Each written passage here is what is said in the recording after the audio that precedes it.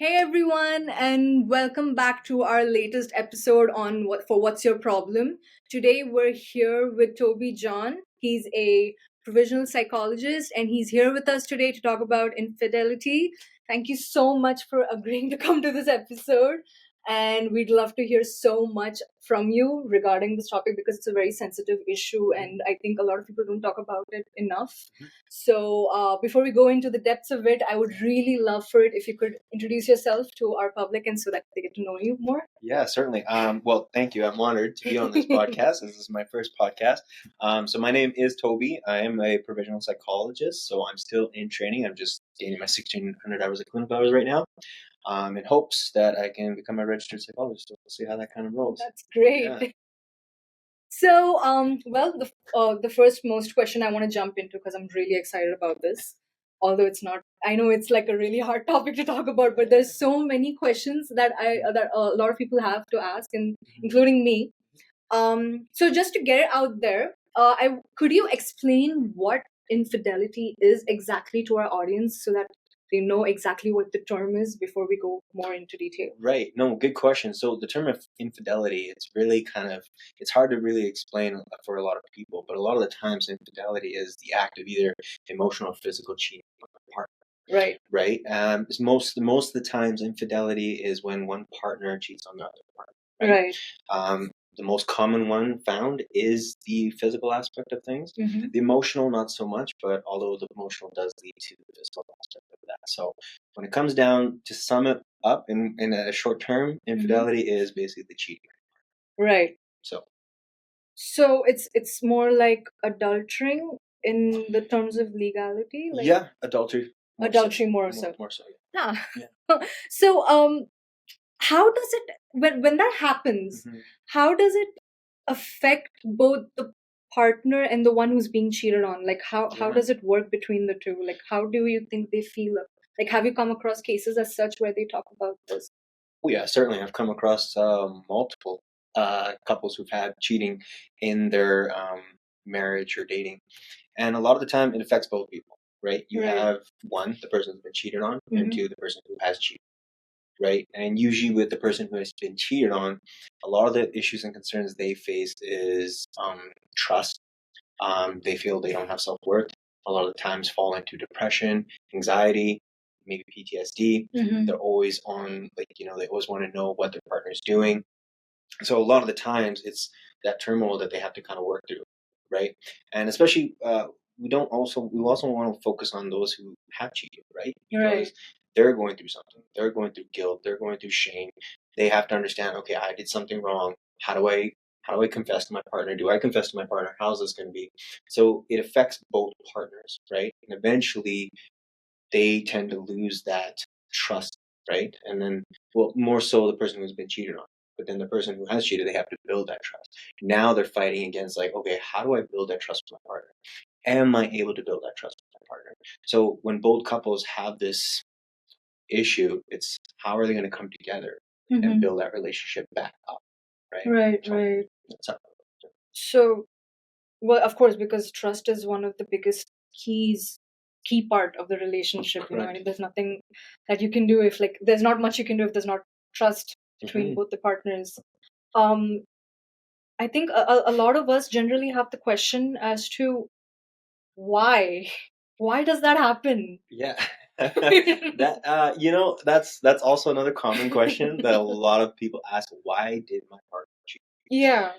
So the one thing I learned, just through as I'm learning as a couples therapist as well, is that a lot of the times the partner cheats on the other partner is because they're not getting something in their relationship.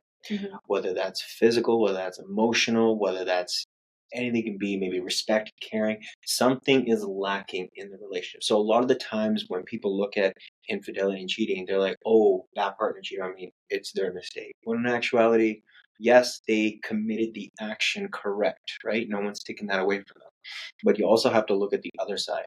Well, why did they do it? Where did that come from, right? So a lot of times people don't realize that. So once you start to kind of break that glass and get them to see, okay, It's two people that play the part. Now that may be controversial for a lot of people out there. I understand that. They're like, whoa, how could that be? Why is it two people to blame? Well, realistically, think about it. Right. Your partner cheated because of something, because of a reason, right? No one just nilly-willy just cheats like that, right? Right, right. So this is where it kind of comes down to it, defining the core understanding. Well, what was the reason for that? What about people who have the tendency to keep doing it, like the phrase "once a cheater, always a cheater." So- Yeah. That's a very tricky one. So even with that, when it comes down, what I usually tend to do is I tend to take my couples therapy and I break it down to individual sessions. Right. Obviously, when I do individual sessions, I do bring them back together and I do kind of talk about it. So nothing is held secret. Right. Anything that's in the individual session with each partner is brought to the session, right? So in that individual session, I kind of ask that partner, okay, what's kind of going on here? Why do you find the need to cheat? What's kind of happening there? And then from there, I kind of dissect, okay, where is this coming from? Is it coming from lack of missing something or early childhood? Like we look at early childhood experience, we look at early adolescent time, right? What is the common issue here, right? And then we kind of look at, okay, how can we prevent this? What are some things we need to do to change this, right? But another thing we have to look at is when I do bring the couple in together, we talk about it. So when two partners are together, they may not really understand the world of their partner, right? Because they're not really communicating. And partners will always say, "Oh yeah, we're communicating, we're good, we know how to talk." Not really, right? Do you know your partner well enough to the point of like, do you know the color they love? Do you know the exact food they love, right? So we have to understand their worldview of what's happening. So when, let's say, for example, if you're with your partner, right, and he cheats on you multiple times, well, for you to understand what's happening, why is he cheating? Where is that kind of coming from? Is it coming from his childhood history? Where is that coming from? So for you to understand that, it provides a different perspective and understanding his worldview, right? Right. Not saying his actions are good. It's just more so, okay, now you're truly understanding what's happening more. Right. If that makes sense. Of course. Yeah. Of course it does. Coming to that, actually, Sure. was what I wanted to ask was a lot of I've heard a lot of people say that of course, along with trust, there's communication, and you need to communicate with your partner, like you said. What is communication? What is it when you? How do you know that you've communicated with your partner? Like, what is it? How do you do it exactly? I see the trick in the question over there. Yeah. Well, there's no blueprint. So what I tend to do with my couples is that I get them to sit and I just kind of ask them, how do you communicate? Right. The most basic one is like, oh, we talk about this and that. I'm like, hey, really? When it really comes down to communicating, you have to learn to validate your partner. So there are a few things as therapists we look for. We look for if we turn towards each other. The most important aspect of communicating is body language. If I'm sitting this way and I'm talking to you like this, am I really paying attention to you? No. Am I really listening to you? It kind of feels like you're laid back, or right? like you don't want to talk or something. Exactly. My body language is not open to it. Right. So if I was to shift my body in such way, it basically shows you, hey, I'm going to communicate with you. I'm paying attention. Right? So within that aspect of communication, we start to kind of, okay, help me understand what's going on. What's the problem? And usually we talk about it. Oh, okay, I'm having this issue. This is my problem. But another key factor that I found with couples that I noted is that a lot of the times when, let's say, for example, for you, if you were to tell your partner, oh, I'm feeling upset, I'm mad because you did this or you didn't do that, we want to take the you statements out of that. Because what happens when you say you? You ever hear the terminology like when you're pointing at one finger, there's three pointing back at you? Yes. Right. Yes. And I think this is something that should be addressed when you say that. Like, like it's not in a relationship, it's not you, it's more of a we. And I would really like you to put it out there so people know that. Yeah, well, I mean, in most aspect, how do I say this? It's like when we take that you, let's say if you and you were to say like, hey, I'm feeling this way because of X, Y, and Z. Right. I felt this way because whatever it may be. You're basically, your partner immediately says like, okay, this is what's happening.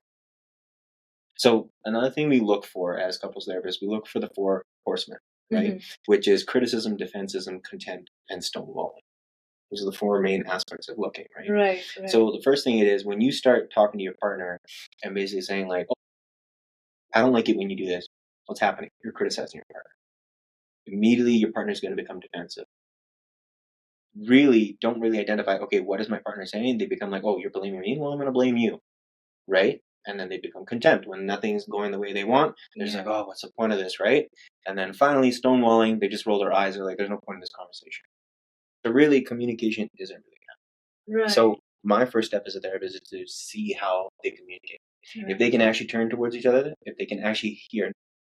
Let's say you tell me like, hey, Toby, I'm feeling hurt, angry, upset. If I was to be like, oh, and the way to validate that, what I'm hearing right now is that you're hurt, angry, and upset. Is this correct? And you say, yeah, that is correct. Okay. And if I was to have open-ended questions, for couples, it's very important to keep the open-ended questions. Help me understand why you're upset. Help me understand why you're angry. What's kind of happening there?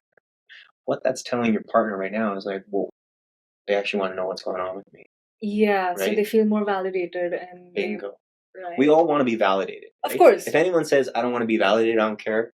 No, don't give me that. Okay? That's utter, Yeah. So everyone wants to be validated. Think about it Right. this way. When we go out in public, we dress a certain way, we look a certain way, because we want people to validate, hey, you look good. Is that not validation? Of course it is. When you do good work at your job, hey, you did such a good job at your work. You want to be validated. Right. The same way we want to be validated by our partner, because that is our go-to person. So validation isn't a bad thing. So it's okay to be validated in a relationship, even if you for example, if you have to go and go up to your partner and ask them that this is something that I want to do, and I just want you to be supportive of it. It doesn't matter if I actually do it or not. I just want you to be supportive of it. Yeah, I mean, why not, right? I mean, obviously, we're not looking for something like if they said like, oh, I don't know, what would be the most outrageous thing that you could possibly do? Oh, who knows, gonna jump off a plane or whatever, right? Yeah. Okay, first you want to be like, I support you, but let's look at the pros and cons, right? So you want to be realistic on the validation, right? Like, here's another example. Let's say, you're doing the dishes or something like that, right? You clean the dishes or something, and your partner, hey, I appreciate you, thank you for doing that. Right. We don't really realize the impact of how much, when we hear that, what that does for us. But it has to come with genuineness. If your partner is just saying, oh yeah, thank you, it's just like, okay, right, did you mean that? So you want to provide genuineness, right? Because your partner wants to be felt. Everyone wants to be heard, seen. No matter what. That's the main thing. That's the main thing, right?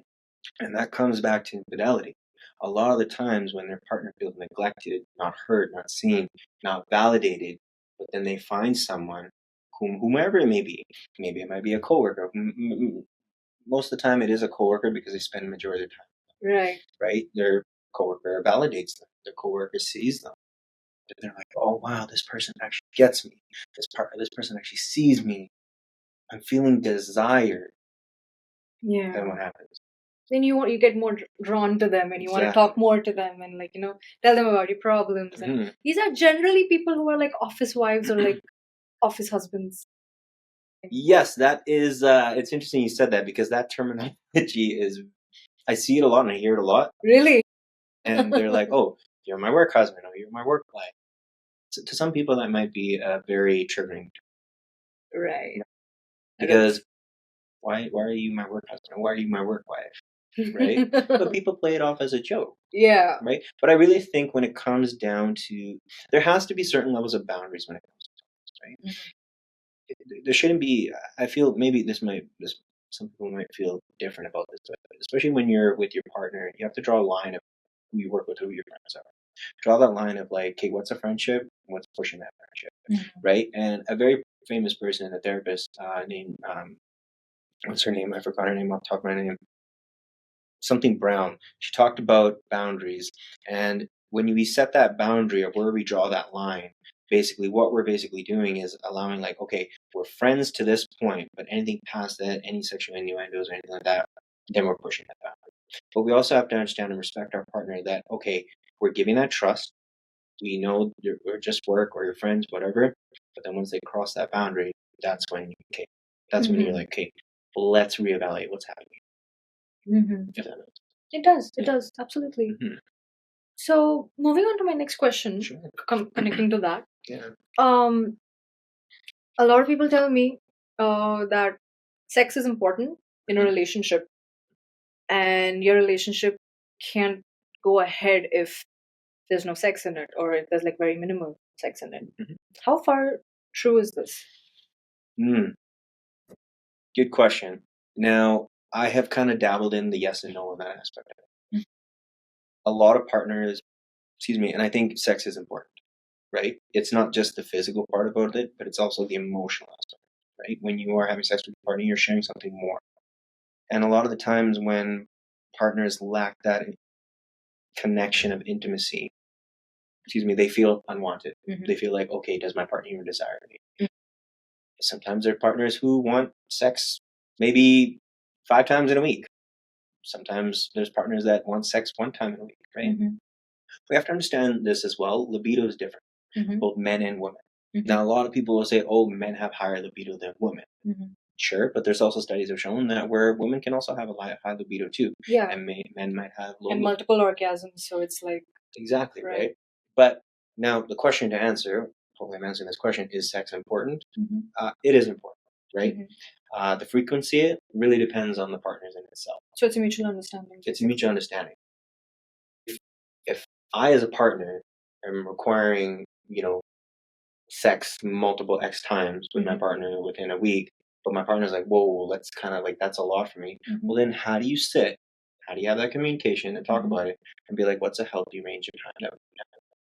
What's a normal amount of time for you to have sex, right? Because sex is not just about like the insertion of the penis into the vagina. No, of Not course, about it's a lot more of a relationship that you're making with your partner. Exactly. It's building that emotional connection, right? It's just getting to each other to that certain part of orgasmic feeling. You want your partner, you want each one of your partner to feel like, oh, I'm feeling wanted, I'm feeling desired, Right. both for the female and for the male. Right. So that, Of course, sure. Next question would be like, well, when a person is recovering from infidelity, because it's a major impact on their mental health, and their the way they move on, like it kind of it affects their whole functioning right throughout the day, because it's on you, it's constantly in your mind that my partner cheated on me.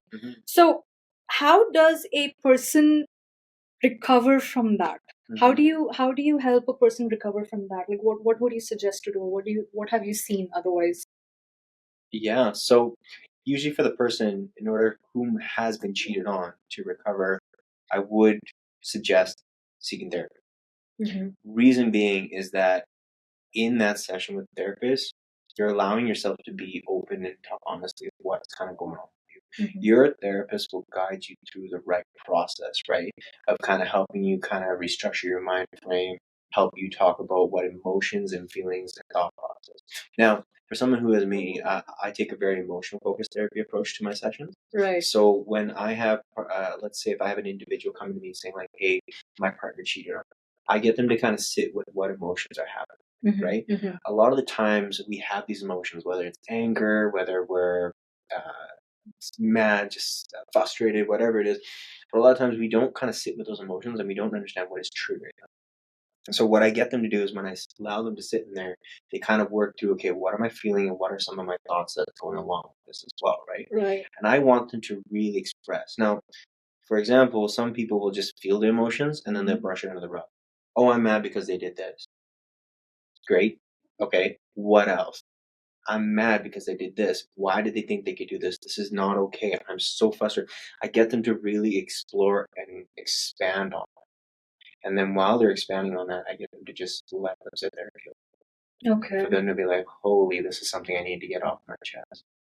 Right? Right. A lot of the times they want to ask their partners question. They want to say things to the partner, but they can't. They don't know how. Because one, they might think there's going to be conflict. And no one likes conflict, right?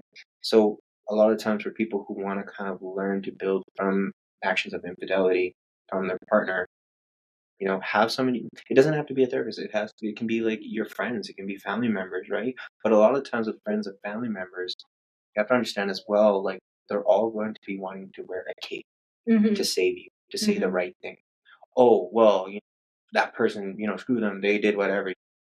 They're trying to give you that support. But a lot of times You just want to be heard. You don't always have to have the answer. You just want to be heard. So that's why I say, hey, go see a therapist, talk about it. And that's what's going to help you kind of work through that, right? So coming to that, when you Mhm. say go to a therapist, how Mhm. does therapy play a major role in with infidelity? Like what do you generally, well, you did say that you sit with them with the emotions and everything, and you help them recover with it. Mhm. But other than that, how what would you suggest otherwise without going, like for some people who well, when they have to go back home after Mhm. the therapy sessions, and they're to themselves, what would you suggest to them to recover from it? Well, how to recover? So when they're leaving therapy and going Yeah, back because home. it's very easy Mhm. for you to relapse back into the same feeling. Like you come to Yeah. therapy and you talk and you feel better, you feel so much better after talking, and you give like a certain period of time in between, Mhm. when the thing is settling, and then you Mhm. come back home and then it just hits you in the face. Yeah, certainly. It's interesting you asked that question because it's interesting. I don't think I've ever had a client who's asked me that question. Really? Yeah, and there's I don't hopefully some therapists kind of side on me on this, but I don't think there's an answer to that and how you kind of deal with that. It's just when you do go home, you are going to be flooded with emotions. You are going to see the partner who kind of cheated on you. Mhm. What do you do then, right? How do you kind of cope with that? Well, coping styles is just kind of working through, okay, what's happening for me. So that's what therapy helps, right? It allows me, okay, what is happening to me? Am I feeling upset? Am I feeling angry? How do I cope with that? What do I need to do? Do I need to step away from my partner? Do I need to kind of do breathing exercise? Do I have to be mindful? Like, what is it? Like, these are the things you learn in therapy. The skill. So the skill you learn here can be utilized outside. Because obviously, yeah, you are going to feel a certain type of way when you see your partner again. But then a lot of the times you have to ask yourself, okay, what can I control? What can't I control? One, you can't control what your partner had done. That's already done. But what you can control is the emotions and how you react. We will have our emotions. We're humans. That's not going to change. But how to react to it, how we react to it, is what we can kind of work around, right? Right. So if I'm seeing my partner and I'm feeling flustered and angry because I see them and because they've done that to me, well, what can I do to help alleviate that anger? Right. It's like, okay, let me take a minute. Let me step away. Let me just kind of take a breathing, right? Let me just do something to kind of occupy myself, right? Yeah. Will that kind of help with coping? Yes and no. It's a trial and error, It's a pretty trial much. Because a lot of women do take like vacations, like they just disappear for a while, take a vacation, collect their thoughts. Some of them start journaling because it helps them put down their emotions. Yeah. But this is just things I've picked up, and I'm like, putting it out here. Like, these do work pretty much, right? Yeah, like, I mean, it should help after when someone goes through that phase. So because it's a very common thing to witness. Because I've been to sessions for, well, not on this topic, of course, like for other stuff, but it's very easy to relapse into the previous state of emotional state how you were before you entered therapy. And when you relapse, it hits harder. Of course, it does. course. And Yeah, certainly. and you can't go running back to your therapist at that time. So well, I mean, we can't always have a therapist in our pocket. Right? Yeah. So That would be so nice. that though. would be nice, right? But unfortunately, that's the benefits of coming. Yeah. Hey, what are some skills that can kind of help me cope with what I'm feeling? Yeah. Right? And like I said, a lot of that time is just sitting with those emotions. Our emotions, think of it, it's so, lack of a better terminology, it's icky. No one wants to feel it, right? Yeah. What do we do when we feel those like upset, sad, or angry? We scroll through our phones, we watch something on Netflix and binge it, right? Till we have to go to bed, or we might eat ice cream or whatever it may be. Yeah. We are basically suppressing it. When we suppress those feelings, they're never going to be looked at. And it builds on even more. And then when you have that mental breakdown, it just comes out. It's really messy. Well, thank you for that. I think that would really help a lot of people. So, moving on, I had one more that I wanted to like throw it over here.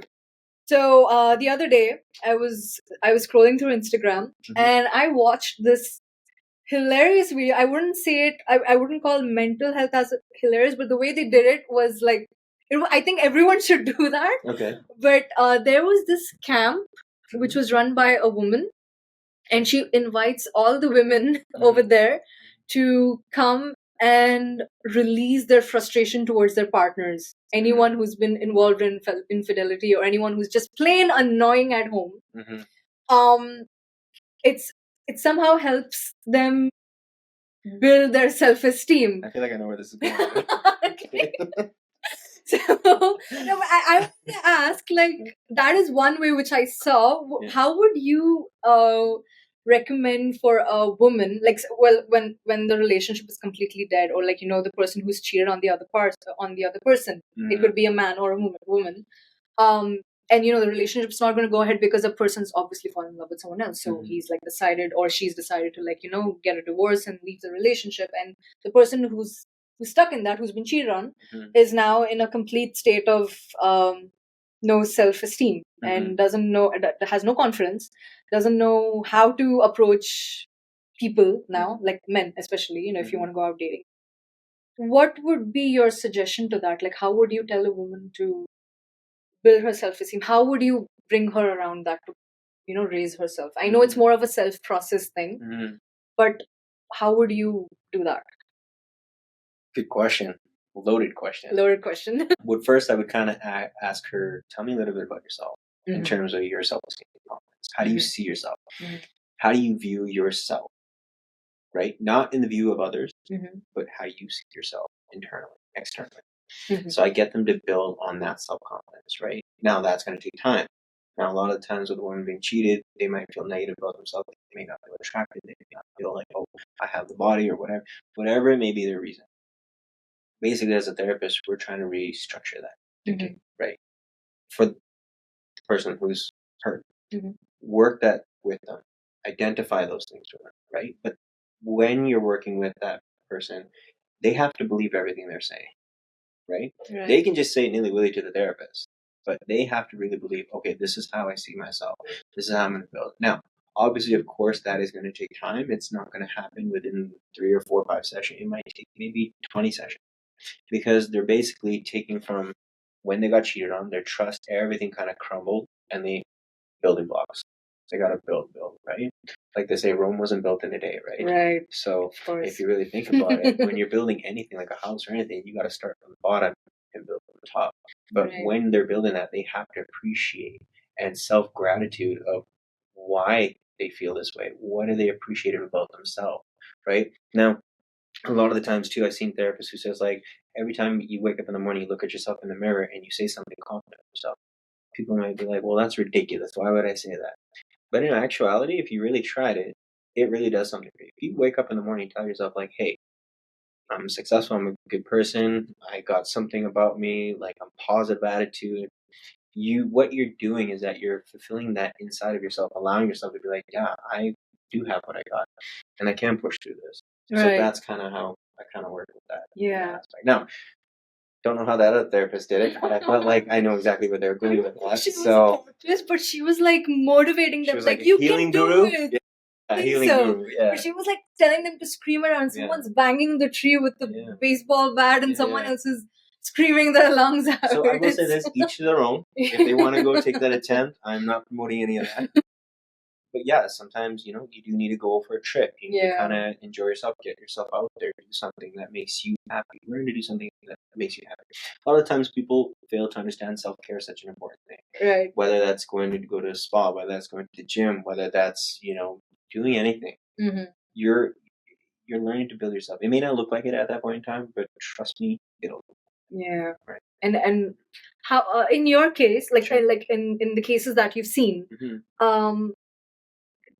not that I'm asking for like a specific time frame, but you were saying it could take up to 20 sessions. Is that does it take really that long for someone to? I mean, I think it also depends on how badly the person's been cheated, maybe multiple times. Well, that was a self-question asked and answered. So, I think it depends from a person to person.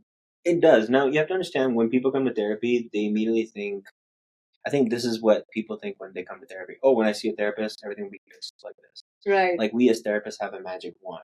Right. If we did, we'd be the greatest therapists. I know. Right? But we don't. Now, a lot of times, too, is that people come into therapy assuming that the therapist will do all the work. Right. No. Absolutely false. When you come into therapy, you have to do the work. Your therapist is just there to walk along, you through. Yeah. Right? So a lot of the times people have to be like, hey, what do I need to do? What do I need to kind of get me there? Right? And sometimes that realistically, maybe, if they're really good at it, they do their homework, maybe they can get it done, maybe 6, 7 sessions. Maybe. I'm not saying it is. But a lot of times you might not even work through that. You might work through something else, right? So that's why majority of the time with sessions, it can go as long as 20, it can go as long as 30, it really depends. The onus is on the person, right? So that's why I say 20 as with 20. yeah. That would be Right, yeah. It's not a set thing. Right. But who knows? Like, so one therapist I know, he was kind of working with a client and they had 45 sessions together. Wow. So really, but they didn't just talk about infidelity, they talked about other issues, childhood experience, future partners, things like that. Like it just all kind of plays a part. So, when you said childhood experience, there was this question that immediately popped into my head. Sure. Yeah. Some people, do you think people in relationships sometimes cheat because of their past experiences with their families? Like it's more like a passed on thing, like how you have generational trauma. Do you think infidelity could work the same way? I will neither confirm nor deny any of that. Okay. Because that's a tricky one. That's a tricky one. May or not play, it really depends. So it really depends on what the person's gone through in the past. Exactly. They may see, their parents go through multiple partners. They may not understand what does it mean to be in a relationship. So they think, okay, this is what a relationship is. Pretty much where I'll go with that topic. So that's is it hard? Of course. Yeah. Is it hard to break a cycle like that? Which cycle? The cycle of infidelity? Yeah, like in that part, like if someone doesn't know what a relationship is, and you're trying to, like, basically when a person comes into therapy with maybe with that kind of a background and you're trying to rewire that person, is it a tough pattern to break? Possibly, right? It really depends how rooted it is for them, right? It really depends, like, okay, do they want to not to be that type of person? Well, then they'll come in therapy and work through that, right? Right. So it's really hard to say. I've never come across it, nor have I heard anything like that. So I can't really say too much on that. Okay. So I have asked the questions which have been out. I know some of them were tricky. Yeah, no, they're quite. Yeah. Well, I have some curious questions on the list. Sure. Asked like in public. So I'm gonna go here and I'm gonna ask you those, maybe a few of them. Sure. And I want to see what is your thought behind it. Sure. Well, when you said that about the infidelity part, do you think that it can change a person after it, like the one who's being cheated on, like is it a permanent change made? Like for example, like you're in like a healthy relationship and it's been going on for a very long time, very loyal, and then the person suddenly cheats on the other person. So my question is, how far does it change the person's personality to their partner? Is that something you can recover completely, or will that doubt always be there? So you're asking the person who has been cheated on, can they come back? Yeah, like completely. Yeah, you know what? That there are results of people who have kind of come back from it. Okay. Now, from what I have been told, I've never done that in my session because my session hasn't gone that far yet. Oh, okay. But what I've been told, the one thing I was told too is that usually when it comes to those types of situations, if the partner who has been cheated on, if there is at least 5% of them that they're willing to make the marriage work, then they can come back. Now, keep that in mind. They will always have that thought in the back of their mind. Yeah, right. That's always going to be kicking in because even though the husband's completely changed or the wife is completely changed, she has to go for a work trip, or a business trip, or she goes out with her friends, or he goes out with his friends, and then the partner who's been cheated on is like, okay, I don't want to stop you, but I don't want to put my insecurity on you either. And I think that again starts putting those cracks in the relationship. So that's important because you want to start trusting, but you don't know whether you should trust or not. Right. So that's why I was asking, how far can a person come from? Because it's hard, everything 100%. That you've shared with a person. 100%. It is very hard, right? But then that's where when you are in the couples therapy, what I tend to do, and what I found that is really useful, is that you get the partner who has been victimized to kind of write a letter to their partner. Oh, okay. Right? Of like what this impact has done to me. So that partner who has committed it knows what's going to happen. Right? And also a lot of times too, and you have to be careful as well, is that the partner who has been hurt or cheated on, they have to sit in that session and kind of ask the question they want to ask. Right. Right? Your partner is always, let's say, whomever cheated, your partner, whether male or female, is going to ask, okay, why did you cheat? Whereas it's like they're always going to have constant questions. The partner who had cheated on them basically has to learn, okay, I have to answer this question. Yes, they're going to be uncomfortable, but I have to work through them if I want to build the trust. Right. Right? If you really think about it, you and your partner are the couple, right? The cheating aspect, think of like if someone was to give you a Kleenex box in the other hand, right? You and your partner put your hand together and someone puts a Kleenex box. That Kleenex box is just sitting there. That's just the issue. Your job as both partners is to move that Kleenex box. So eventually you can build a trust, but you have to work on what do you need to build that trust, right? Do you need to ask all the questions? Do you need to know where your partner is going, right? You kind of have to set that kind of foundation. And eventually once you start kind of seeing your partner, is saying what they're doing, I can trust them now, you slowly start to build that, right? It may not come easy. It may not come in seconds. But over time, you will build that. But you within yourself have to individually, I feel that you have to work that individually with your therapist as well, right? Right. Ask the therapist, okay, how can I build trust? Let your therapist kind of help you work through those emotions. What feelings and thoughts are kind of happening for you, right? So that way you can take those skills and utilize it out there. Wow. Right. Hope that makes sense. No, that does. That does make sense. And a question to that again is that have you ever come across a case where when the couple is working through therapy, they started this new habit of checking their phones or social media or messages after the infidelity part has been done? So are you asking if who's checking the phone? Sorry. Yeah, like if they're checking their partner, the one who's been cheating on, they do start checking the phone after that. Something they've never done in their life. It suddenly starts. It's very common. Yeah. For them to check the phones and things like that. Is that okay? Even after the person's been cheated on, do you think that is okay? I will say this: each to their own. But then I would ask, what's happening for you? Why do you feel the need to check their phone? Some people are responsible. I need to know if they're cheating because I didn't trust them. Okay, but are you wanting to build trust? Are you wanting to build that relationship again? If you were to constantly look at your partner's phone, are you fully committed to trusting them? Are you fully to make this marriage work? Because what you're doing is that when you start checking your partner's phone, granted, you're checking because you want to know if they're cheating or not, because you don't trust them. But then if you are constantly checking it, how are you going to move on? It's an honest question. Because you're holding on to it and you won't be able to move on from that. Exactly. So how do you move on from it? You go through it, you work through it. Yeah, you let it go eventually. Although I think even that part becomes hard for them because because you're working through the issues, but you're also scared. You're like deathly scared because you're losing a lot. Yeah. So what do you think about polygamy relationships and monogamy relationships?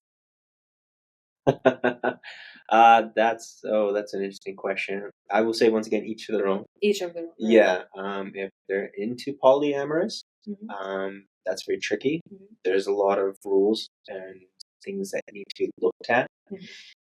Something that both partners have to sit and kind of work through that.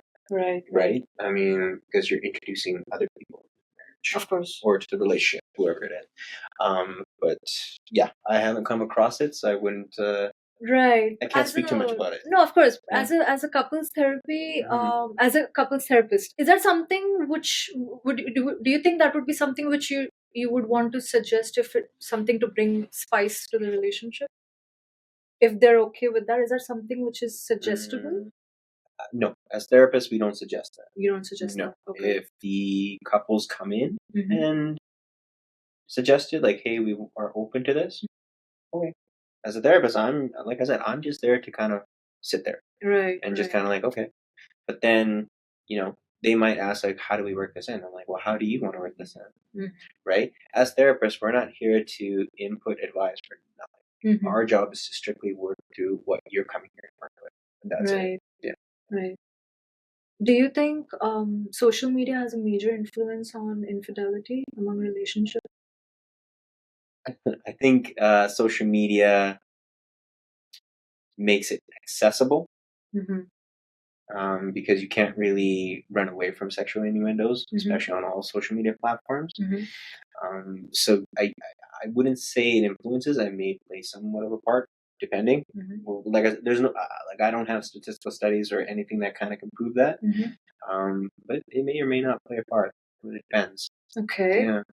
And coming and in terms of internet use and everything, do you think pornography has a major role to play in infidelity, especially for expectations of ways of having sex or something?